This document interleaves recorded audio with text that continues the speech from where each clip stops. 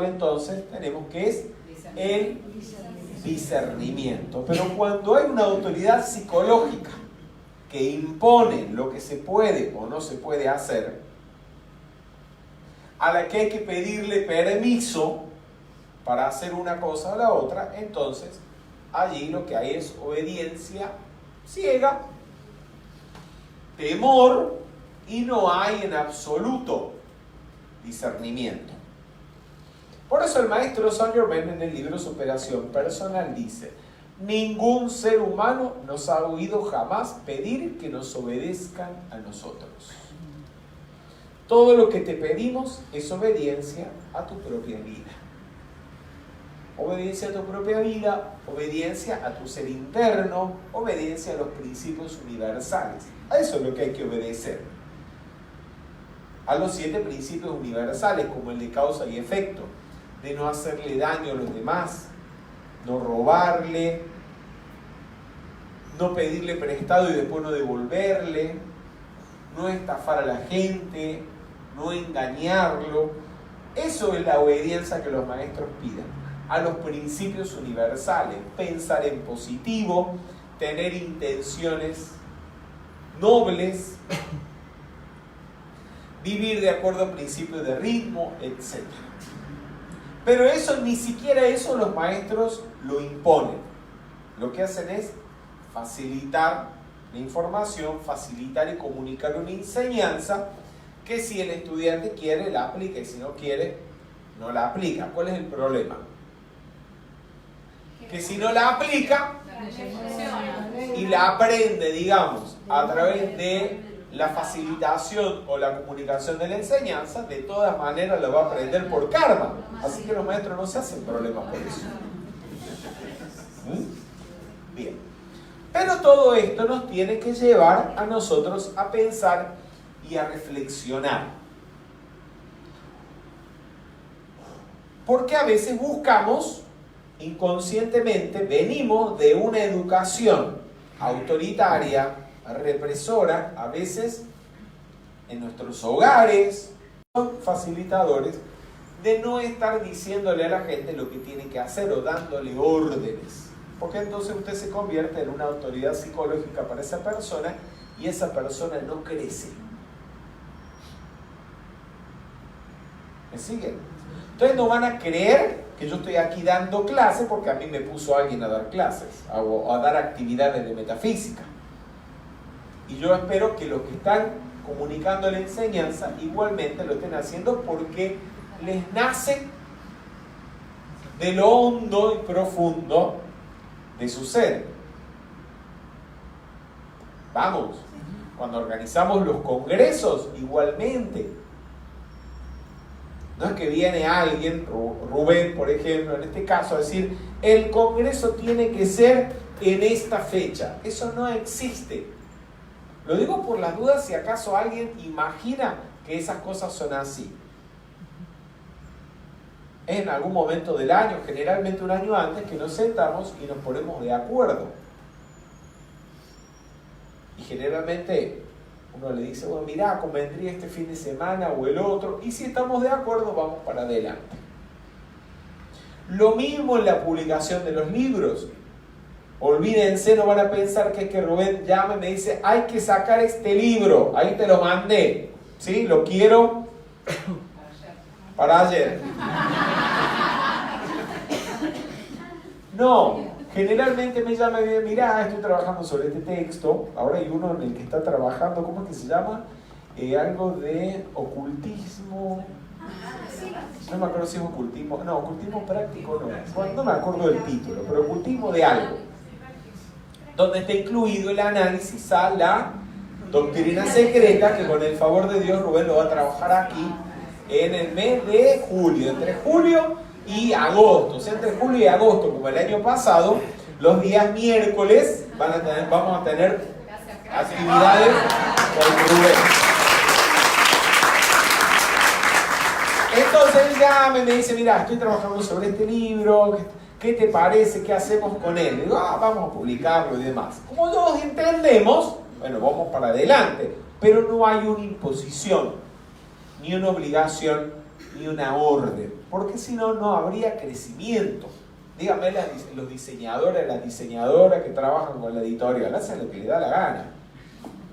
¿Sí? Se ponen normalmente de acuerdo con el autor de los libros y demás. Yo ni me meto. A mí me mandan las tapas y como yo considero que ellos, Rubén que es artista y los diseñadores, saben más del tema, respeto, digamos, sus criterios. No van a creer que a veces no me parece medio raro. Me acuerdo de la tapa de Pilares cuando la vi, no me convenció mucho. Pero bueno, pero probemos. Es una tapa con explicación, la tapa de Pilares. De todas maneras, hace falta demasiada explicación. Creo que para una próxima edición la vamos a cambiar. Bueno, ¿eso para qué? No, de verdad. Bueno, no podemos andar explicándole a todo el mundo qué quiso decir Juanita Gutiérrez con esa tapa, ¿sí? Aunque tiene una explicación, ¿sí? Pero como que hay que ser suizo, ¿no? Para entenderlo. Se ha puesto muy suiza, Juanita. Bien. Entonces, ¿a dónde voy con todo esto? ¿Qué uno tiene que pensar, gente? Porque si te viene un supuesto facilitador y te dice: a tal congreso de metafísica yo no voy a ir, porque no puedo ir o lo que fuera. Así que vos tampoco podés ir. Y los estudiantes de ese grupo creen entonces que no pueden ir a un evento o no pueden ir a un congreso, que es un evento público, sea en el país, sea en el exterior. Ustedes saben que todos los eventos, casi todas las actividades metafísicas son públicas, son abiertas. Las únicas que no son abiertas son los cursos para facilitadores, que de todas maneras son para los facilitadores y los grupos internos. ¿Sí? O sea que cualquier alumno antiguo puede participar. Lo único que hace es avisar que va a venir. Pero no está cerrado. Pero yo no sé de dónde sacan que si el facilitador no va, ellos no pueden ir. Peor todavía, que para que el facilitador vaya y ellos pueden ir, le tienen que pagar el pasaje y los gastos del viaje al facilitador. Entonces inventan un sistema, una estructura piramidal, donde los de abajo le pagan a los de arriba. ¿Sí? Entonces los alumnos le pagan al facilitador, los facilitadores le pagan a su facilitador, y esos facilitadores de un XX facilitador así al de arriba. Lo que, claro, siempre resulta muy conveniente para el que está más arriba. Y si no, no pueden viajar. ¿De dónde sacaron eso? Yo les pregunto, aquí la mayoría llevan 10, 15, algunos hasta más de 20 años en los grupos de metafísica y conocen el libro Consideraciones, por ejemplo. ¿Dónde dice en el libro Consideraciones eso? Ok, entonces esos estudiantes, cuando oyen a sus facilitadores hacerles estos planteos, ¿por qué les hacen caso? Porque no leen. ¿O no leen? Bueno, quitemos el por qué. No les hagan caso. Los están engañando y les están mintiendo. Y si encima le están exigiendo que les paguen los gastos de los viajes para ir, porque entonces si no le pagan el viaje y demás, no va el facilitador, así que ellos tampoco pueden ir, ¿sí? Además de eso, son unos estafadores, unos vividores. No quiero decir con esto que si un estudiante le da la regalada gana de invitar a su facilitador a algún lado, o al congreso, o un viaje, o a cenar, y pagarle porque le da la gana y nadie se lo está imponiendo, no lo puede hacer. Porque si uno lo hace con la novia, con una pareja, con un hijo, ¿por qué no lo va a poder hacer con el facilitador? Pero no puede ser una cuestión impuesta. De eso estamos hablando. Además, hay algo que hay también que discernirlo. Y no es muy complicado. Que si los eventos de metafísica son públicos y puede venir cualquier persona que no es participante de un grupo de metafísica, pero usted por pertenecer a un grupo en particular no puede ir porque su facilitador no va, o tiene que pagarle los gastos a su facilitador para poder ir. No puede ni siquiera a veces comprar los libros porque tiene que primero ir a pedirle permiso a su facilitador para comprar un libro. A usted le conviene no estar en ese grupo, porque la gente de la calle que no es estudiante o participante de un grupo de metafísica no tiene que hacer nada de eso y está en mejores condiciones. Entonces, antes de estar en un grupo así, conviene no estar en ningún grupo. Pero no les digo que se vayan de la metafísica o no estén en ningún grupo. Váyanse de ese grupo que hacen esas cosas. Y si le da la gana, búsquese otro grupo, cualquiera, porque la mayoría, lo normal es que no lo hagan. Y todo eso le ha pasado. Quitemos la acción, el motivo que haya llevado a ese supuesto facilitador, que no es ningún facilitador, es obviamente un obstaculizador una vez más, porque lo que hace es poner obstáculo. Obstáculo para ir al congreso, obstáculo para comprar los libros, obstáculo para lo que fuera. Quitemos el motivo por el cual ese obstaculizador se le ocurra o se le haya ocurrido hacer eso. Usted le está pasando eso para que se despierte y no siga durmiendo y desenvuelva el discernimiento. Reflexione, gente. Piense, medite, use la mente, que eso es lo que nos diferencia de los animales. Así que usemos la mente. El primer requisito del sendero espiritual no es el amor, y me perdonan, es el discernimiento, porque el amor sin discernimiento lleva a la gente a hacer estupideces, a seguir por amor a un líder tiránico, a un líder manipulador, a un líder estafador, a un líder que los engaña. La humanidad ha hecho barbaridades en la vida y lo sigue haciendo.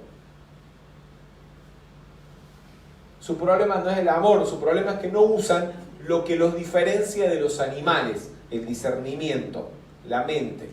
Usen la mente, usen el discernimiento. Y no sigan siendo ovejas, vacas. No sé si las han visto en el campo.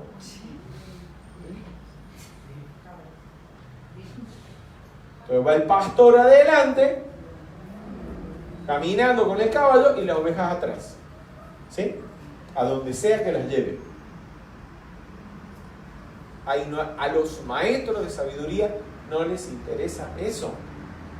No les interesa que los sigan. Porque seguir a los maestros es irse hacia afuera. Y lo que necesita el estudiante es irse hacia adentro.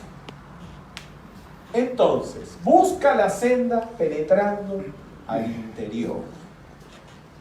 Dice la regla 18, busca la senda penetrando al interior. Y la 19 dice, busca la senda avanzando resueltamente al exterior.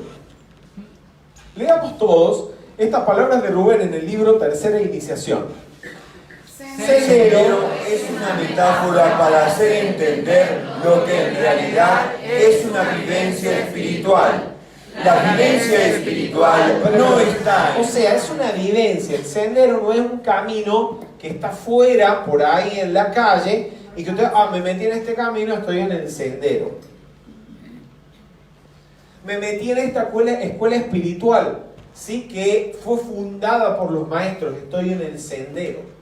Estoy en esta línea discipular, ¿sí? Yo no sé si el fundador o la cabeza de la línea discipular es discípulo de un maestro o algo, pero si ya estoy en la línea discipular, estoy en el sendero. No, el sendero es una palabra para referirse metafóricamente a la vivencia espiritual. ¿Y quién tiene la vivencia? Cada uno, gente. Ojalá fuera tan fácil entrar en la vivencia espiritual como en llegar a una escuela e inscribirse y ya estoy en la vivencia espiritual. Está en la vivencia espiritual el que pone en práctica la enseñanza y los requisitos necesarios para estar en la vivencia espiritual. Esté dentro de una escuela espiritual o no esté. Forme parte o esté conectado con una línea discipular o no la esté. Porque la vivencia es interna. O sea, es usted el que tiene que vivir de acuerdo a los principios universales. ¿Quién se va a meter dentro de tu cabeza a pensar en positivo? Sos vos la que tiene que pensar en positivo. ¿Quién se va a meter en tu cabeza a reflexionar antes de actuar? Nadie lo puede hacer por vos. ¿Quién se va a meter dentro de tu cabeza a observar si estás apegado, si tenés deseos egoístas y tenés que trabajar la renuncia, o tenés que trabajar el desapego, tenés que trabajar la alegría o lo que fuera que tengas que trabajar? Nadie. O lo haces vos o no lo va a hacer, nadie lo puede hacer por vos.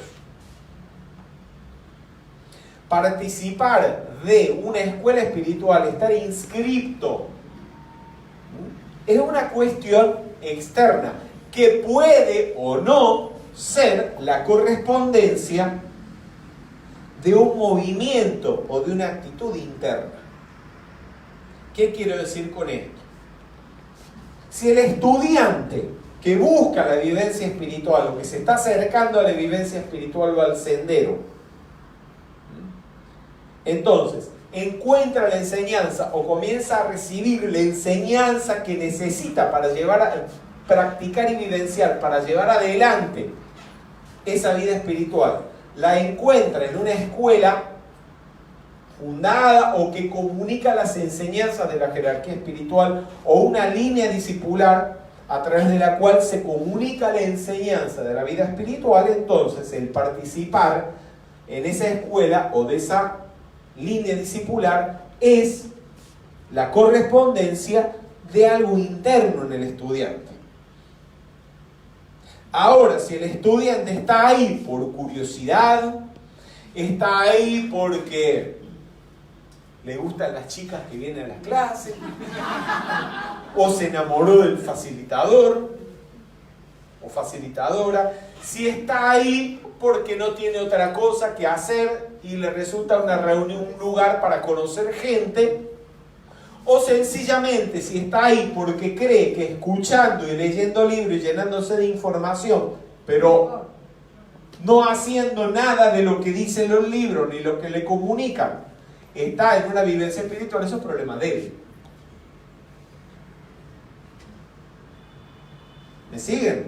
Sí, sí. Nadie le puede asegurar que porque está en ese grupo o participa de esa línea discipular, está en el sendero. Nadie se lo puede asegurar.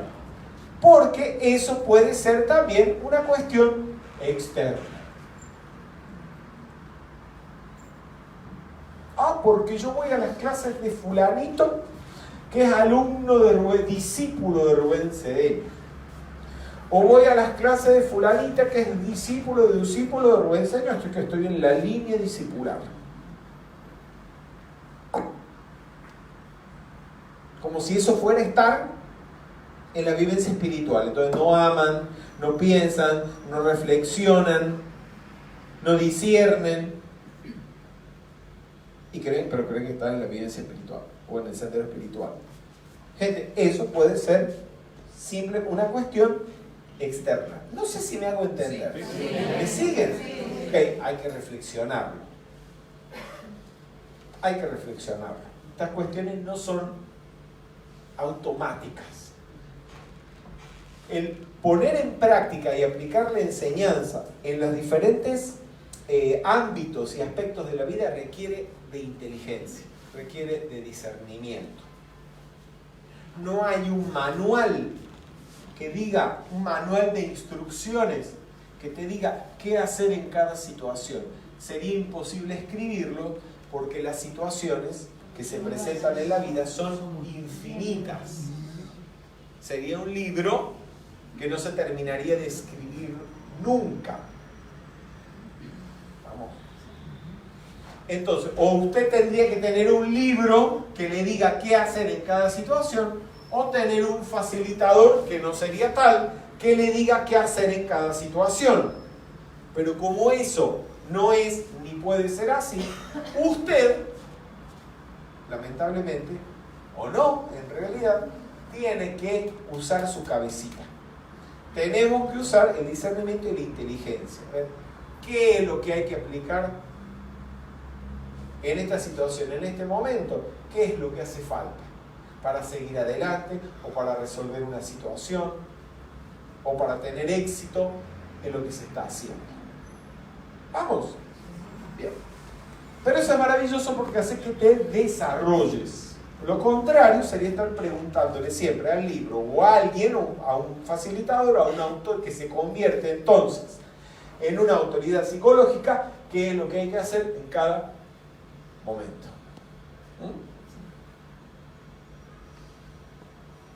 No todos tienen por qué estar pegados y dormir en cucharita con el facilitador o la facilitadora.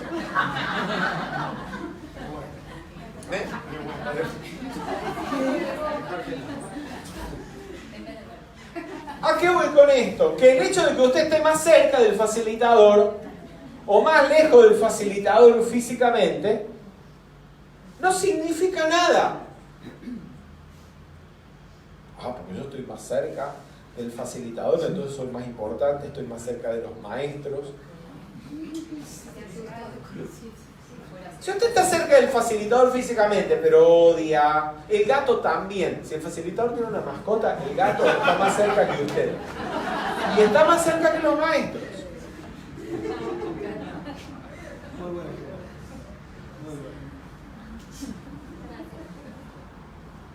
Si a usted le da la gana, porque le cae bien, porque trabaja con el facilitador o la facilitadora, porque tienen cuestiones que hacer en conjunto y la vida los lleva a estar en contacto, en comunicación más o menos permanente, fabuloso.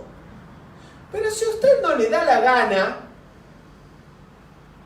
y lo ve una vez a la semana, cuando vienen las actividades de metafísica, y a lo mejor después se va a comer con él porque le gusta y le da la gana irse a comer con él, o a lo mejor hay gente que lo ve una vez al año en un congreso y nada más, y de resto si lo ve es ahora por Facebook porque está Facebook y se puede transmitir. Antes ni eso. Lo que importa es que la enseñanza que el facilitador le comunique, usted la viva.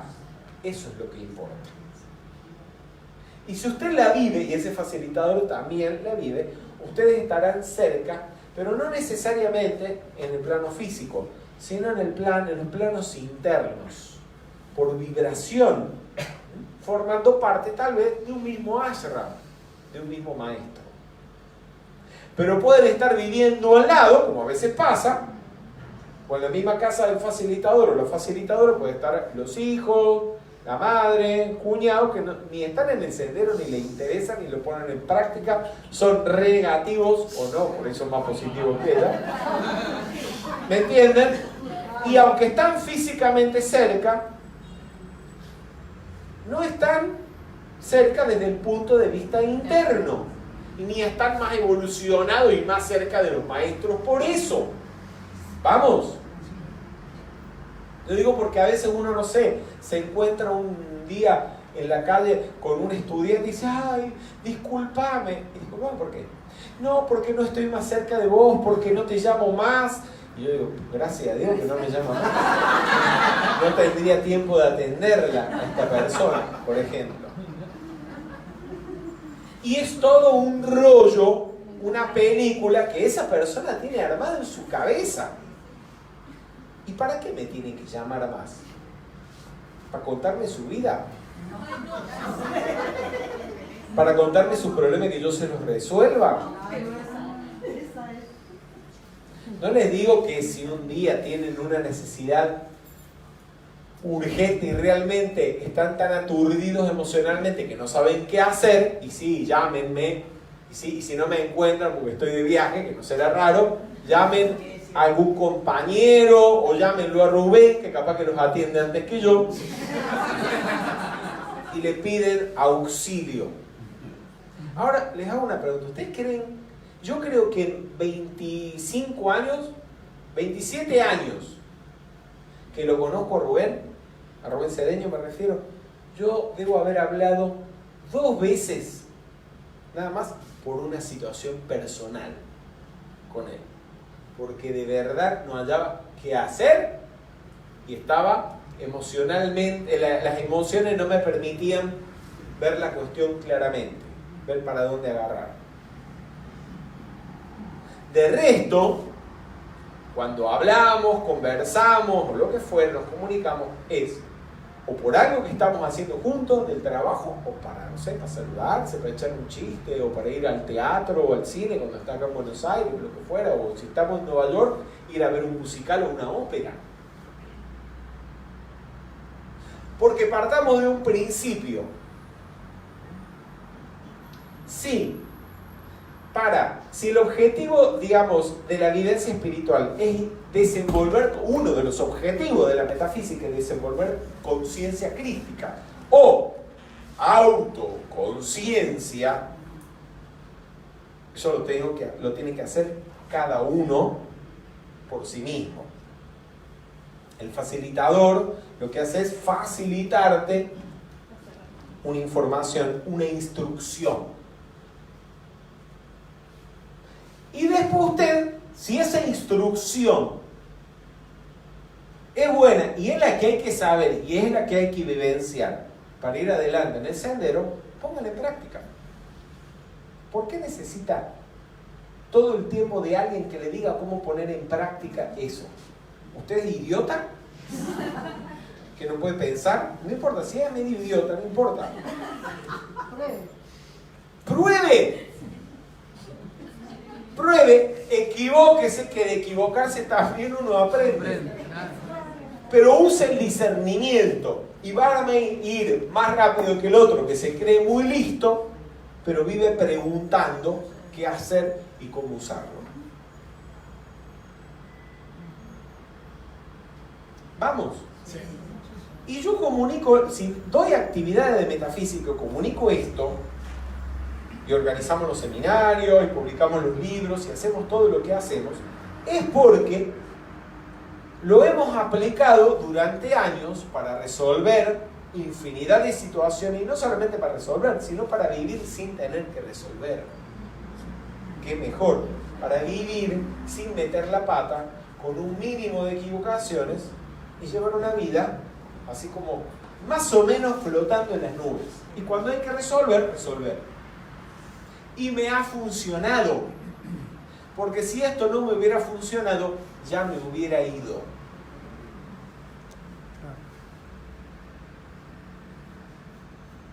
Ahora a veces también me pregunto, ¿por qué hay gente que, estudiando metafísica, cuando tienen una situación, tienen que salir corriendo a buscar quien les diga qué hacer? ¿Por qué no usan? Porque entiendo que la gente que no tiene herramientas y elementos tenga que recurrir a alguien. Pero cuando uno tiene elementos y herramientas, más elementos y herramientas que el que tiene la gente que desconoce la enseñanza interna. Y entonces esa persona, ante una dificultad, sale a buscar ayuda en la gente que sabe menos, que no tiene los conocimientos y las herramientas, porque no sabe de la enseñanza interna para que ellos le digan qué hacer. Porque no confían. Porque no confían y no se refugian en el Dharma, porque no creen, porque no lo ponen en práctica.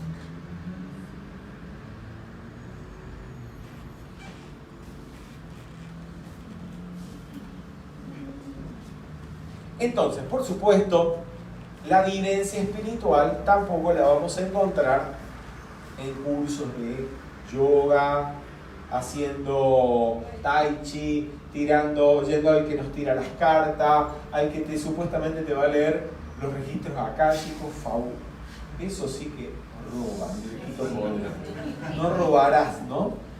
Pero bueno, o el que te haga reiki, no, es que hay muchas de estas cosas que no son necesariamente malas, no son dañinas ni nada, pero siempre es algo externo, gente, y no va por ahí la cosa.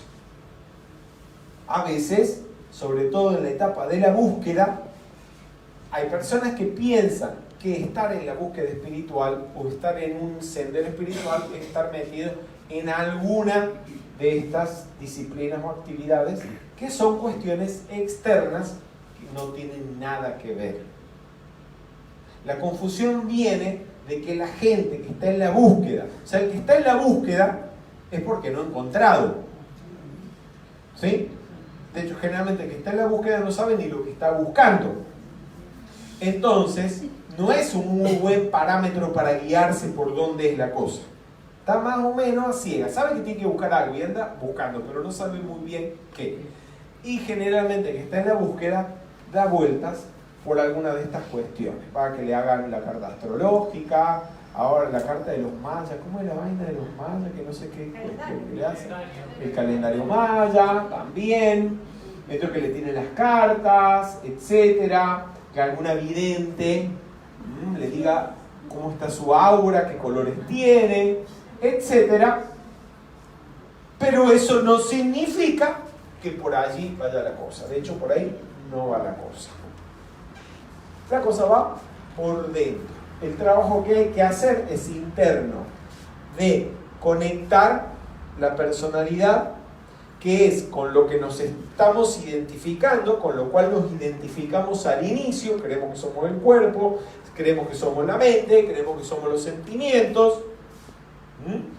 Entonces nos enteramos que tenemos un Cristo, pero creemos que el Cristo, sí, tengo que encontrar mi Cristo debe estar por ahí. Seguimos identificados con la personalidad, tenemos que ir conectando esos vehículos inferiores con el ser interno, construyendo el Antahkarana, hasta identificarnos, no con los cuerpos, sino con el Cristo interno.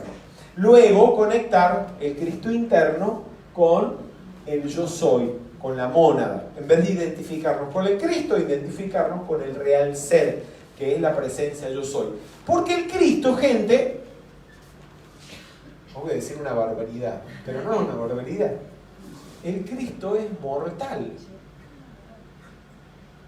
O corrijamos, no digamos mortal porque no es que se muere. El Cristo tiene principio y por lo tanto tiene fin. Porque cuando estaba usted en el reino animal no tenía Cristo. ¿Sí? Y cuando usted ascienda y se identifique con su yo soy, que es su real ser, el Cristo va a ser absorbido como una porción, un rayo dentro del real ser. Así que el Cristo tiene principio y tiene final. Vamos. Y después de eso, seguir yendo para arriba no, para adentro. Porque en realidad la lámina de la presencia yo soy, esto no hay forma de dibujarlo de otra manera. Y hay que poner al Cristo un poco más arriba y a la presencia yo soy más arriba. Pero no está más arriba, está más adentro. Pasa que como lo dibujamos en dos dimensiones más hacia adentro, no se puede. ¿Sí? Bien.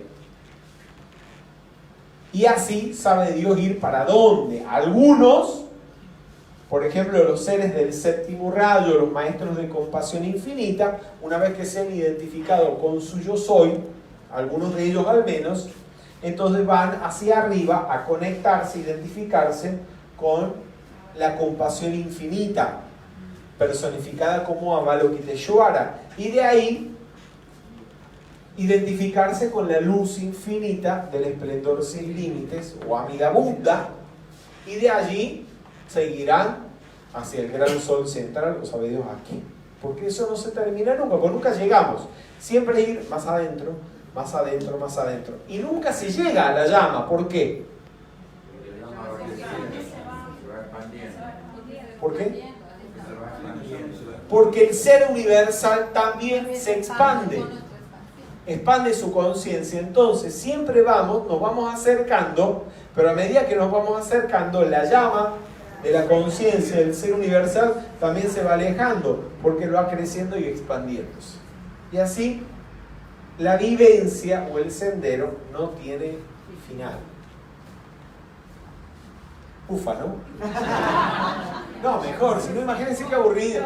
Llegar y decir, ay, ya llegué, y entonces ¿qué agarro? Un arpa a tocar el arpa. La primera, el fin de semana está bien, descanso, pero ¿y después? ¿Toda la vida en el mismo estado? No, por Dios. Vamos a ver, entonces, leamos. El principio de correspondencia, así como el sendero está penetrando en el interior, necesita una correspondencia externa, que son las sabias sugerencias del facilitador, maestro o gurú, para poder penetrar internamente, y también está en el servicio que le prestamos a la humanidad, que se encuentra en lo exterior. Entonces, como lo dijimos al comienzo, si la corriente de vida, el individuo, está despertando o acercándose al despertar de la conciencia crística, como dice el refrán, cuando el estudiante está preparado, aparece el maestro. Y puede, como una correspondencia, aparecer un facilitador, una línea discipular, una escuela espiritual, donde el estudiante, esa alma que se está acercando y está ya casi preparada a despertar su conciencia crística, puede encontrar la enseñanza. Pero entonces fíjense que la aparición, primero el estudiante está preparado y después aparece el maestro. O la facilitación de la enseñanza. Y la oportunidad de, a través del servicio, el estudio, la participación, ir vivenciando, poniendo en práctica esa enseñanza y expandiendo la conciencia crística, entrando también en un proceso de entrenamiento para vivenciar los pasos o las iniciaciones de la vivencia espiritual. Entonces, estudiar, prestar servicio comunicando la enseñanza. Si es dentro de un grupo de metafísica, puede ser colaborando en las comisiones, haciendo la guardia, etc. Y si no, prestando servicio a la humanidad. Hay tanta cosa a la gente. ¿Sí? Hay tanta cosa para hacer en el mundo, tanta gente necesitada de asistencia, de ayuda de todo tipo, sea física, la gente que pasa hambre, pasa frío, necesita educación, pero no solo educación espiritual, aprender a leer y escribir. Y otra gente con necesidades emocionales, con necesidades intelectuales. Hay mucho servicio, mucho por hacer.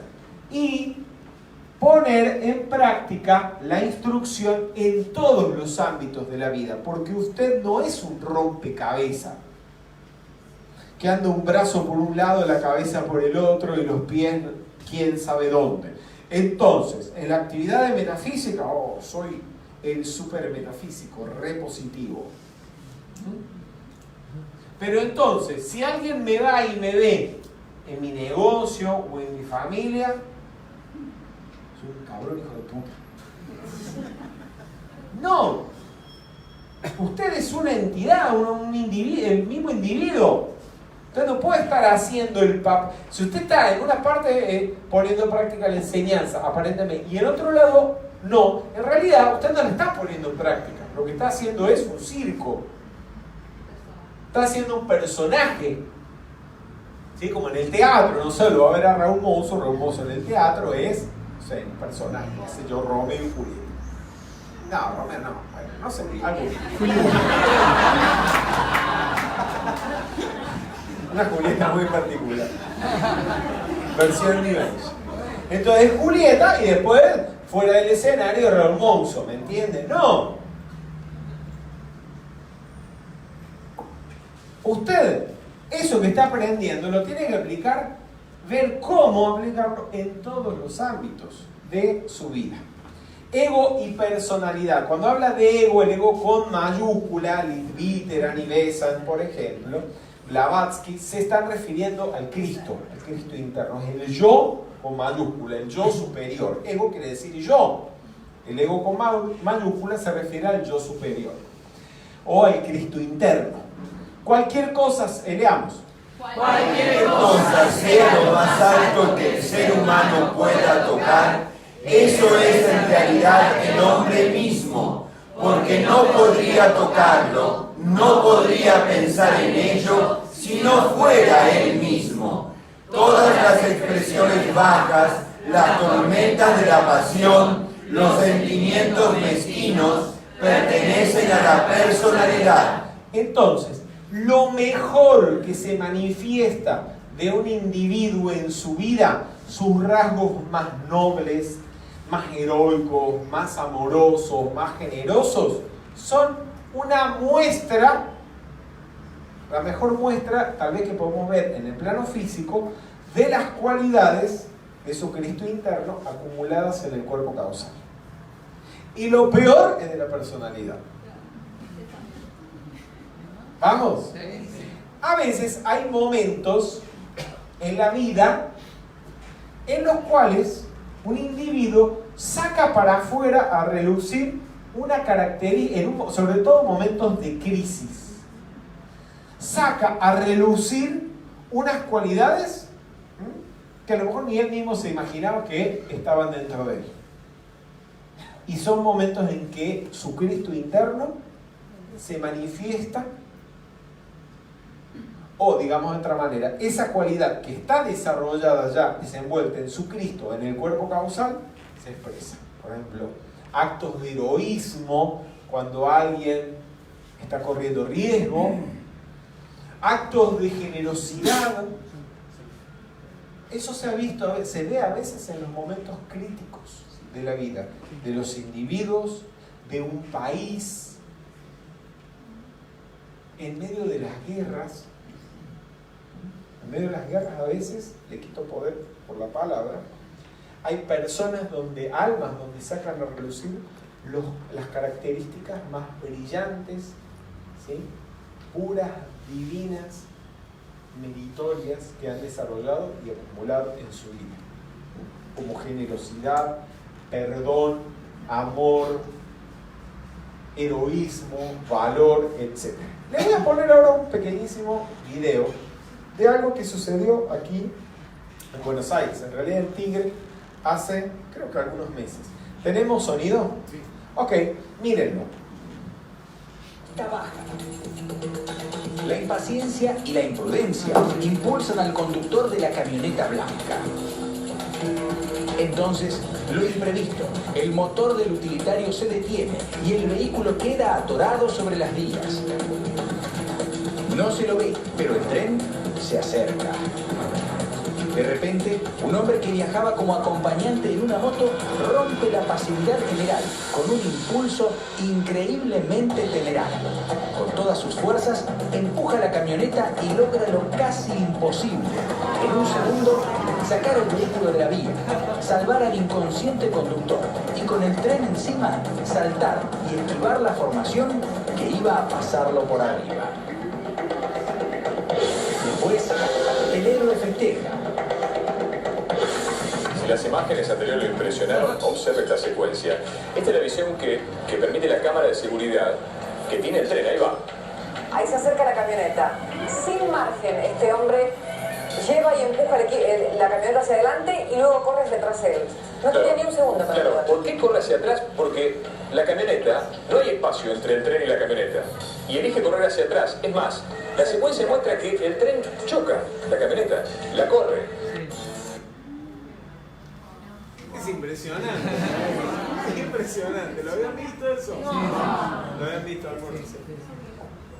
Bueno, son rasgos de algo que está en el cuerpo causal de ese ser que a lo mejor nunca había aflorado, pero que lo tiene desenvuelto ya. Y en un momento de crisis surgió. Bien, entonces, ustedes saben que el cuerpo causal, cuando nos individualizamos del alma grupo animal y durante nuestras primeras reencarnaciones en el aula de la ignorancia, ¿sí? Cuando somos un hombre de Neandertal, un Pithecanthropus, no sé qué, ¿sí? Apenas algo más, un animalito que camina en dos piernas, ¿no? Con la columna vertebral erecta. Entonces, el cuerpo causal se muestra, ¿sí?, ante la visión en el plano mental superior casi como una pompa de jabón transparente, con muy poquito de materia coloreada dentro del cuerpo causal, lo que representa o deja ver que esa corriente de vida tiene muy pocas cualidades desenvueltas, ¿sí? Y por lo tanto ese Cristo en el plano mental superior está muy poco desarrollado, muy poca conciencia crística hay.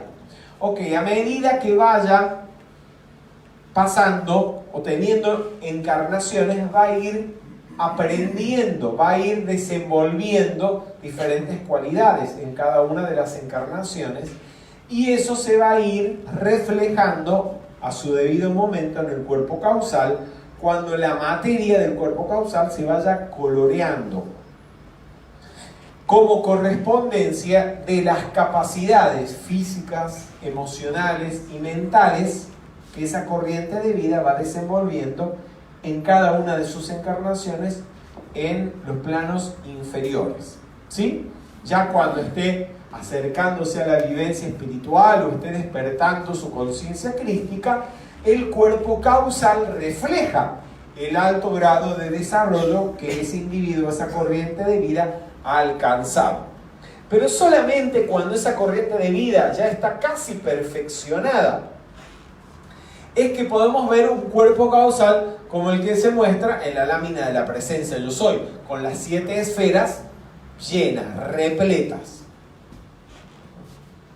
Mientras tanto, hasta que no se ha llegado a ese punto y el individuo está cerca a la maestría o ya es casi un maestro de sabiduría encarnado, en el cuerpo causal van a haber necesariamente mayores o menores espacios vacíos o algo de materia incolor, lo que denota la falta de desenvolvimiento de la conciencia en algún aspecto de la vida en los planos inferiores.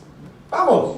Bien, entonces vacíos en el cuerpo causal. No hay materia en el cuerpo causal que pueda responder a las vibraciones bajas. O sea, el Cristo en el plano mental superior no va nunca a tener mala voluntad, ni nunca va a actuar ignorantemente o sin discernimiento, ni hay odio en el cuerpo causal, no hay bruteza en el cuerpo causal o fealdad, ni depresión, tampoco hay en el cuerpo causal enfermedad, ni hay pobreza, miseria, ¿sí?, o guerra, ni rencor, ni opresión, nada de eso, ninguna de esas características pueden hallarse en el cuerpo causal y no forman parte, obviamente, de la conciencia crística. Pero sí puede haber vacíos, y donde quiera que hay un vacío en el cuerpo causal es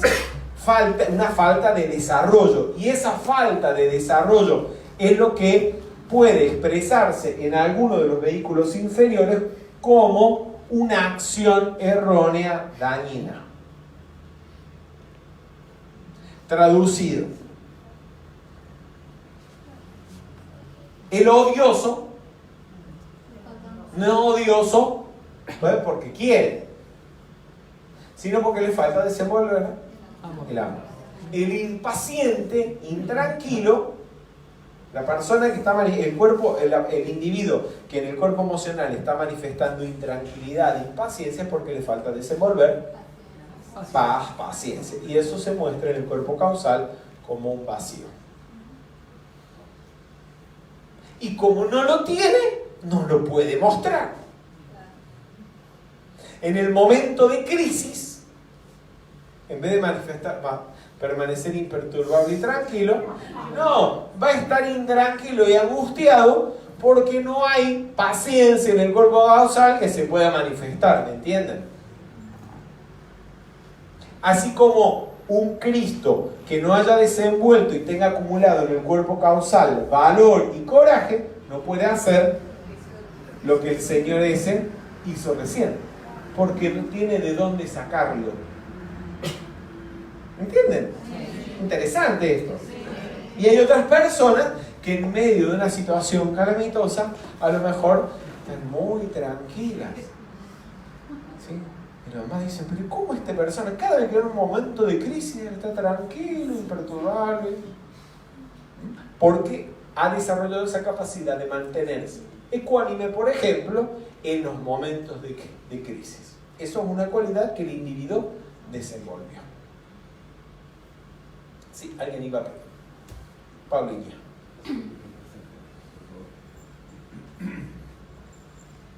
Fer, esas faltas de virtudes que no están en el cuerpo causal, ¿se pueden demandar desde la presencia yo soy para que igual se manifiesten? A través del decreto, la invocación, la meditación, nosotros podemos demandarlas. Pero la demanda viene de adentro, interna. Es lo que puedas evocar desde tu interior para que venga y baje. Hasta si viene un ángel de afuera y te trae, ahí tenés un poco de paz o de amor. Pero es lo que vos internamente, por medio de la meditación, la visualización, la oración o la invocación, pudiste evocar. Y lo que viene de afuera es una respuesta a eso. ¿Sí? Que indudablemente te va a ayudar a ir acumulando y llenando ese espacio en el cuerpo causal. Es algo que nos permite desenvolver la invocación, pero hay que trabajarlo igual. Puede ser un sistema un poquito más rápido, digamos, de desenvolver algo y de llenar vacíos en el cuerpo causal, pero hay que, no es que va a venir, ¡ay! Me compré la estatua de Jofiel para que me llene la esfera dorada. ¿Sí? Bueno, te ayuda la estatua, sí, cada vez que lo miras, invocás al arcángel Jofiel, ¿sí? Invocás la sabiduría y la inteligencia divina para que actúe a través de vos, pero también ayudar un poco. ¿Sí? Hace un esfuercito consciente en esa dirección. Vamos, no hace como un estudiante el otro día, ¿sí? Un estudiante en otro país que estaba de maestro. No es nada malo. Además lo va a entender porque estamos hablando en castellano. Entonces estaba de maestra suplente, ¿no? Y finalmente le salió la oportunidad de conseguir el puesto fijo, pero para el puesto fijo tenía que pasar un examen. Y entonces yo le digo, ¿y te estás preparando para el examen? No, porque yo lo que estoy ahora decretando para que todo salga bien. Entonces, un día di la actividad de los 7 pasos de la precipitación. Y le expliqué que el segundo paso de la precipitación, que es el rayo dorado, es que sabiduría, conocimiento, planificación. O sea, vos tenés primero la iniciativa de hacer algo. Eso es el primer rayo, la iniciativa y la determinación de hacer algo. El segundo paso es estudiar cómo se hace eso. Estudiar, aprender, planificar, si se trata, por ejemplo, de un viaje. Pero imagínate que Damián está estudiando ahora psicología, pero imagínate que 5 años atrás Damián hubiera dicho, yo quiero ser psicólogo, me voy a poner de Querétaro, yo soy psicólogo, y no va a la universidad a estudiar. Dudo que alguna universidad a lo mejor lo consigue. Pero dudo que ninguna universidad vaya a firmarle un diploma si él no va, estudie, concurre, asiste, hace los exámenes y ellos tienen la seguridad de que tiene el conocimiento. Vamos. Y ahí se dio cuenta de que tenía que estudiar y prepararse para el examen. Invoque a Jofiel, invoque a Kuthum, invoque a todos los maestros del rayo dorado, pero por favor estudie.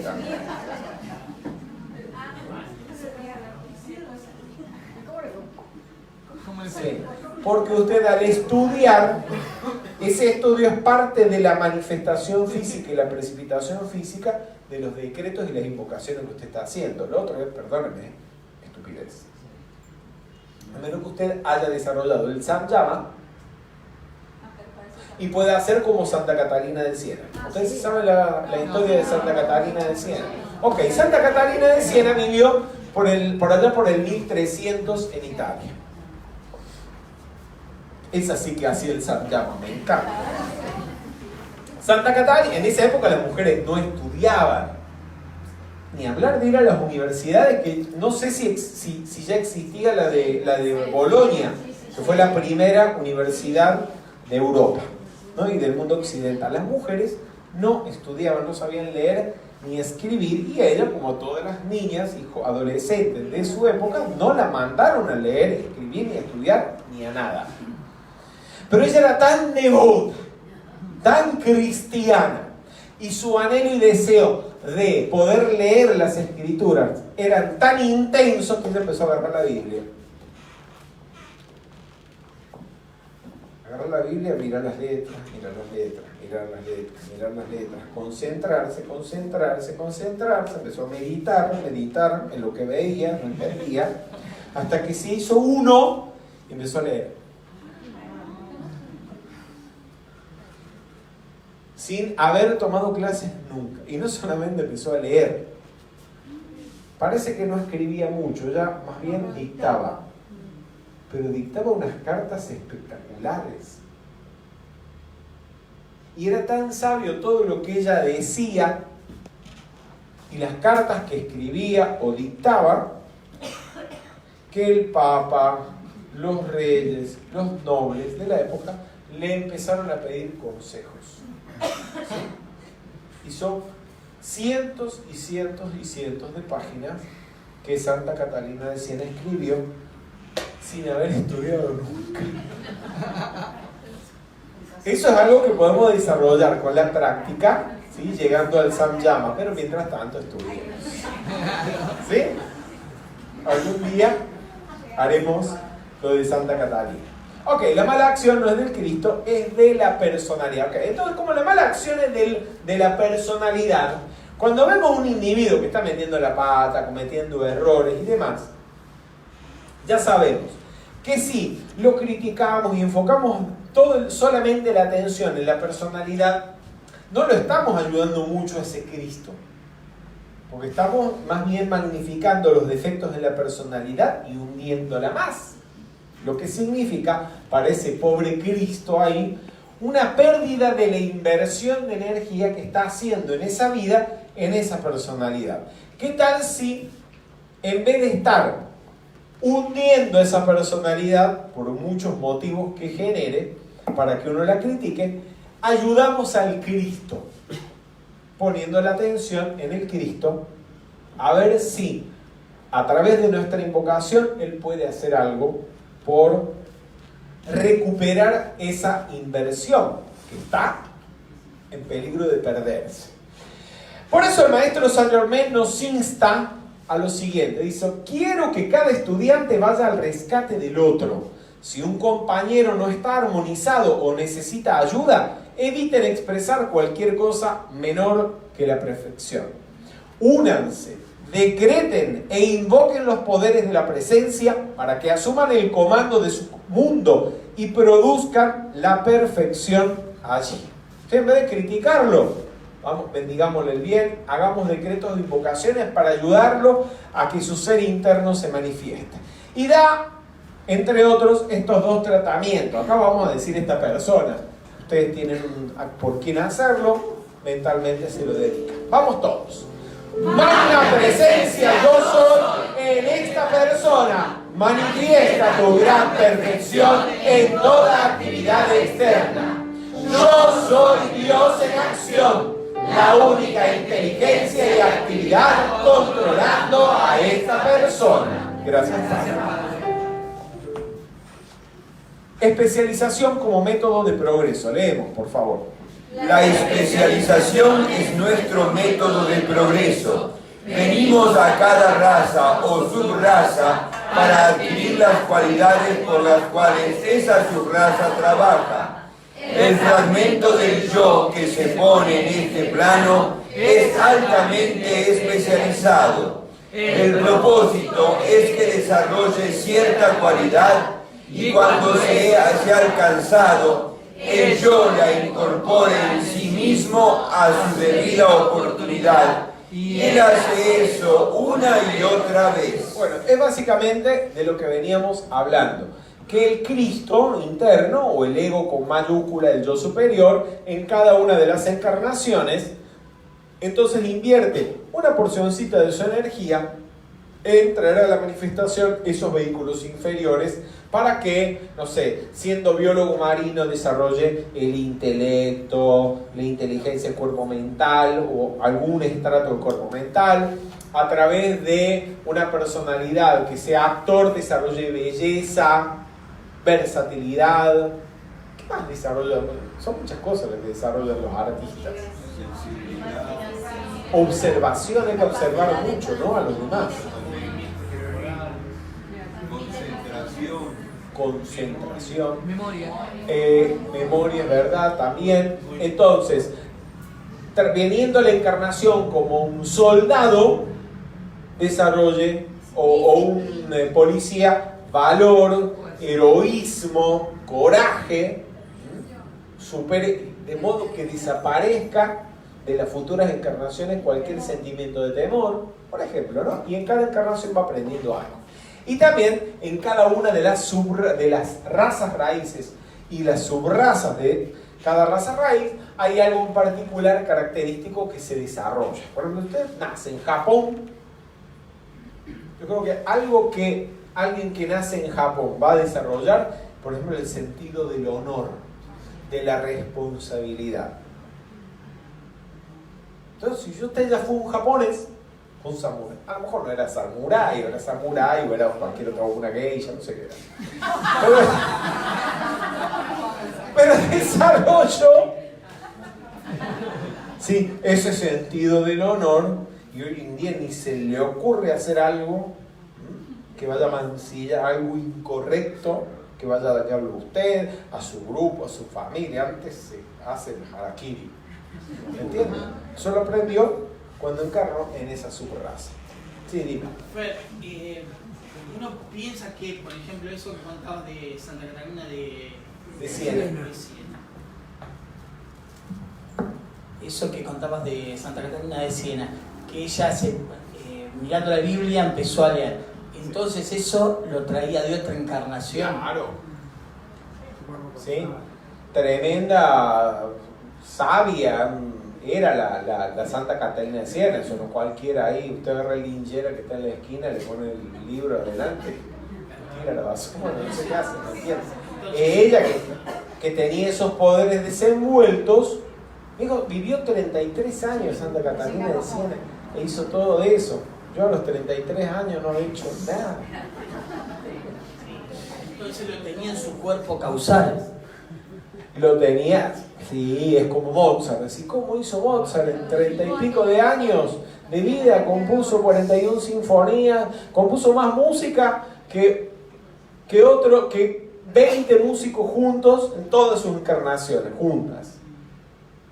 Hay algo que traía acumulado en su cuerpo causal y que lo sacó para afuera. Bien, entonces, búscala, pero no en una dirección, búscala. ¿Busca aquí? ¿Qué estábamos buscando? La senda, ¿no? Ok, dice, busca la senda, porque decía al principio, la regla 18 es búscala yendo hacia adentro, ¿no? Y después búscala resolutivamente hacia el exterior. yendo resueltamente hacia afuera. Entonces, la nota, la regla 20 es la nota a las tres anteriores, que eran: busca la senda yendo hacia el interior, búscala yendo resueltamente hacia el exterior. La nota dice: búscala, pero no en una dirección única. Para cada temperamento existe una vía, al parecer la más adecuada. Pero la senda no se halla solo por medio de la devoción o por la mera contemplación religiosa, ni por medio del progreso ardiente, el trabajo abnegado o la estudiosa observación de la vida. Ninguno de estos medios por sí solo puede llevar al discípulo más allá de un peldaño. Todos los peldaños son necesarios para recorrer la escala. Entonces, cada una de las virtudes que se van desenvolviendo en cada encarnación se convierten en un peldaño de la escala. Entonces, claro, si en esta encarnación estás desenvolviendo la devoción a la personalidad que está esforzándose por avanzar en la vivencia espiritual, desarrollando devoción, considera que es a través de la devoción que se llega a Dios. Y esos que no tienen nada de devoción están muy atrasados y no van a llegar a ninguna parte, porque cree que su propio método es el único que va a llegar, que la va a conducir a ese fin. Y el otro que está desenvolviendo, por ejemplo, la inteligencia, la reflexión, el discernimiento o el cuerpo mental a través del estudio y la meditación, puede pensar lo mismo, es decir: ay, el devoto, ese devoto ciego, irreflexivo, no van a ninguna parte, se van a ir todos al infierno por inconsciente. ¿Me entiende? Ok, pero en realidad es que estamos viendo parcialmente una porcioncita, una partecita de la historia evolutiva de ese ego, de ese yo superior, de ese Cristo interno, que en este momento está desarrollando una cualidad en particular. Hay que, en otras palabras, seguir los 7 senderos de los 7 rayos. Al menos en una vida uno tiene que haber pasado por algo de eso. Y al final, o en las últimas encarnaciones, seguramente las virtudes y capacidades desenvueltas en cada uno de estos 7 senderos tienen que mostrarse de alguna manera en lo polifacético o en lo completo y perfeccionado de esa personalidad. Entonces, el primer sendero, el de desenvolver las cualidades del rayo azul, ¿sí?, se logra trabajando a través de la política, dirigiendo, ¿sí?, o desenvolviendo, exteriorizando buena voluntad. El del sendero del rayo dorado, estudiando, ¿sí?, la filosofía, la sabiduría, la pedagogía o la docencia. El sendero del tercer rayo, a través de la actividad económica y el amor. El sendero del cuarto rayo, a través de la armonía, el arte, la pureza y la ascensión. El sendero del quinto rayo es el de la Ciencia, la tecnología y la curación. El sendero del sexto rayo es el del Idealismo abstracto, la devoción y el misticismo. Y el sendero del séptimo rayo es el del orden ceremonial y la diplomacia, la magia, el perdón, la transmutación y el amor compasivo. Así vemos que para conseguir un desarrollo completo y armónico, el individuo tiene que no solamente ocuparse de una virtud en particular, que puede ser aquella en la que esté más concentrado en esta vida, pero ya sea a lo largo de su evolución o en esta misma vida, aunque esté concentrado en el desenvolvimiento de las otras, de una en particular, no puede despreciar las otras. Y empezó un poquito de las otras, ¿sí? Debería procurar trabajar. Y vemos entonces maestro, por ejemplo, el maestro del Mori. En la mayoría de sus vidas, el Mori, ¿qué ha sido? Rey, emperador, el rey Arturo, ¿qué más? El emperador Akbar, primer ministro Thomas More, el primer ministro de de la corte de Enrique VIII, o sea, siempre mucho en la política. Pero se ve que tenía que equilibrar un poco la cuestión, y en una encarnación, en el siglo XVIII, principios del XIX, lo mandaron a encarnar como artista, poeta, músico, actor, comediante, cuando encarnó como Thomas Moore en Irlanda. Una vida muy particular. Vamos a escuchar a continuación una obra compuesta por Thomas Moore. Era poeta y también compositor de baladas populares, y se hizo muy famoso en la Irlanda y en la Gran Bretaña de la época, porque sus canciones se hicieron famosísimas. No era cantante, ¿no? O sea, no hizo famoso más como compositor que como cantante, pero también actuaba como comediante y como cómico en obras de teatro. ¿Ustedes se imaginan la memoria? Ok, vamos a escuchar. Todavía hoy en día se interpretan las canciones de Thomas Moore. Vamos a escuchar La última rosa del verano, The Last Rose of Summer. Una versión muy bonita. Elegí esta, no se ve muy bien, pero están los subtítulos en castellano para que más o menos vean de qué va la letra.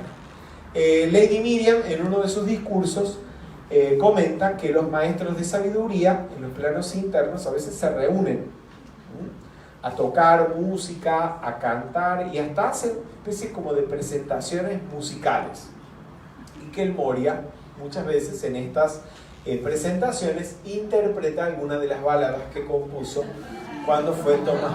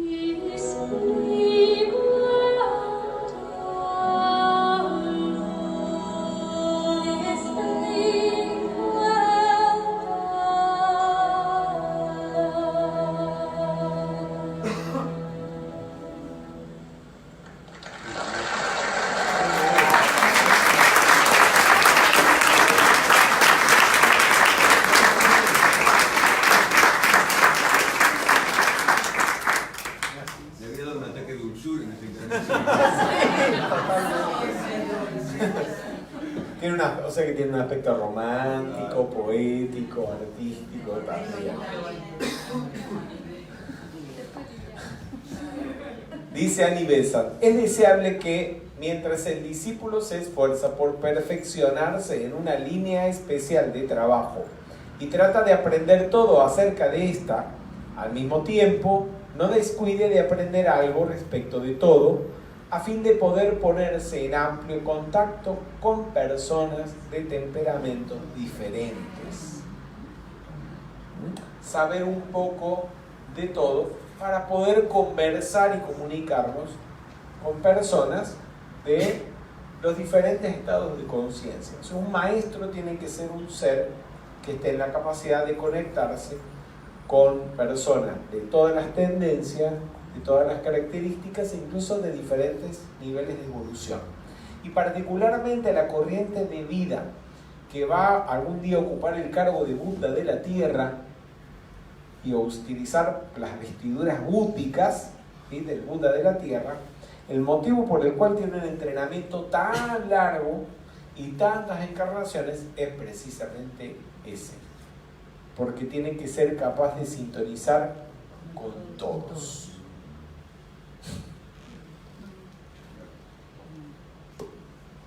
Entonces, por ejemplo, pero a veces somos estudiantes de metafísica, sabemos mucho de metafísica, nos leímos el libro de la vida, el gran compendio, todos los ciclos de esoterismo, hasta el diccionario metafísico, lo sabemos de memoria, ¿sí?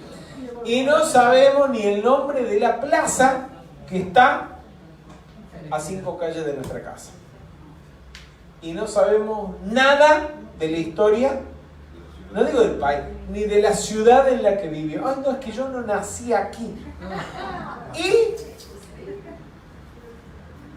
cómo puede ser que usted lleve 2, 5, 20 años viviendo en una ciudad y no sepa nada de la historia de esa ciudad? Nada de nada. Hay que ocuparse y procurarse. Así pasa que a veces los extranjeros, los turistas, saben más de una ciudad o de un país que las personas que han nacido y vivido toda su vida en ese país, lo cual hace que caigamos en un completo absurdo, porque a veces los turistas son personas que precisamente viajan para aprender, para conocer, para saber. Y les pongo el caso, por ejemplo, de Rubén Cedeño. Rubén, antes de ir a dar actividades por primera vez a un país o a una ciudad, generalmente, bueno, a una ciudad por ahí no necesariamente, pero generalmente los países, antes de ir a dar actividades a un país, él ha viajado antes para conocer el país.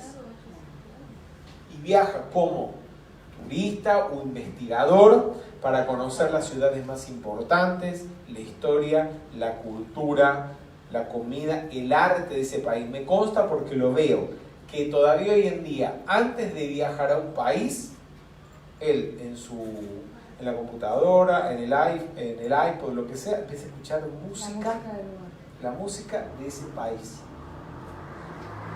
Para conectarse con el país, pero además también que conoce la música de ese país. Y probablemente mejor que la mayoría de sus habitantes. Y lo hace con cada lugar. Hasta probablemente conozca Buenos Aires mejor que la mayoría de nosotros, quitando algunos que se saben los monumentos, las estatuas, cuándo, quién la hizo, en qué año, etc. Pero no son la mayoría. Entonces eso es importante, tiene que ver con saber un poco de todo, sobre todo del lugar donde uno está y poder comunicarse con la gente del lugar. ¿Cómo usted va a llegar a un pueblo por primera vez a darle la enseñanza y no sabe nada de esa gente? Ah, porque son seres humanos, tienen cabeza, ojo y demás. Sí, está bien, pero hay que interesarse por ellos.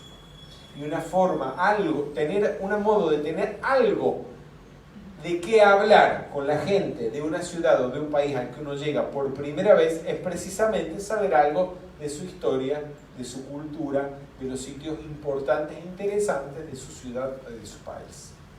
Entonces, un buen ejercicio que podemos hacer. No son muchos, la verdad. Pero algunos estudiantes o facilitadores de metafísica conozco que son así. Por ejemplo, Pablo Cocha es así. Entonces se va a Trelew y Puerto Madryn y Pablo Cocha sabe todo. Todo. ¿Sí? Es mejor, creo que el mejor guía no sabe más que él. Es un verdadero guía. También está Gabriel, no recuerdo el apellido de Gabriel, pero en Chile, Gabriel, un estudiante que es el marido de una facilitadora, él se conoce no solamente Santiago de Chile y su historia, la historia de Chile entero, te puede hacer de guía en Chile, es impresionante. Y es un placer, usted se puede pasar el día recorriendo Santiago con Gabriel y él contándote, además que le gusta hablar, ¿no? No para. Pero eso es un poco de lo que estamos hablando. Y entonces, ¿qué pasa? No son facilitadores de metafísica, no son a lo mejor ni alumnos ni estudiantes que van todas las semanas a la clase, pero tienen de qué hablar. Y cosas interesantes de las que hablar, y uno se termina haciendo tan amigo, o a veces más amigo de esos estudiantes que de los facilitadores de metafísica, que saben solo de metafísica. ¿Vamos? Sí. Bien. Perdón, aquí hay personas que no conocen, que no, hasta desconocen los nombres reales de los barrios. O sea, siguen llamando 11 o Barrio Norte, y no son congresos inclusive que no existen como barrios. Sí. No es el nombre real, y la gente es porteña, nacida aquí, y le dicen en el barrio de 11 o el Barrio Norte, y creen que Barrio Norte es un barrio que no existe. Sí. Mira, a veces estaría bueno, ¿saben qué? Agarrarse esos colectivos turísticos o pagarse un tour para conocer la ciudad en la que uno vive. Porque de verdad que se aprende. Se aprende. Y los turistas aprenden cosas que uno, como citadino, las desconoce. Bien, vamos para adelante. Entonces, otro caso de trabajar para un desarrollo equilibrado podemos observarlo en las encarnaciones del maestro Kuthumi, que encarnó, por ejemplo, como Pitágoras y como Nagarjuna, y fue un gran filósofo, casi el fundador de la filosofía occidental. El otro, uno de los más grandes filósofos del Buddha Dharma, pero habrá tenido que trabajar también la devoción y encarnó también como San Francisco de Asís y se enfocó en eso. Y fíjense que San Francisco como que no le daba demasiada importancia en esa vida a la cuestión de cultivar el intelecto. ¿Pero por qué? Porque estaba enfocado en el tema de la devoción, en el servicio a los necesitados. Algo habrá tenido que compensar. Y después lo mandaron a encarnar como emperador, como rey. Ahí tenemos el otro polo, así como al Morio uno no se lo imagina componiendo baladas, escribiendo poemas, ¿sí? O como comediante menos. ¿Quién se imagina a Kuthumi como un emperador, como un rey? Y sin embargo lo hizo porque algo habrá tenido que trabajar, desarrollar, emprender. Y yo me lo imagino, gente, no para criticarlo, ¿qué dirá el maestro? Que me perdone, ¿no? Si estoy diciendo un disparate, pero yo me imagino, así como San Francisco de Asís le afanaron la orden, le robaron la orden, casi lo echan, ¿sí? Por humilde, todo lo que quieran, pero ustedes se imaginan que a San Benito le iban a robar la orden. Antes los echaba todos y a palazos. ¿Alguien se imagina que al Moria le roben la orden si funda una? Entonces, a lo mejor, sería bueno que trabaje un poquito el rayo azul, ¿sí? ¿Para qué? Sí, lo metieron preso, pero bueno, algo habrá aprendido de eso.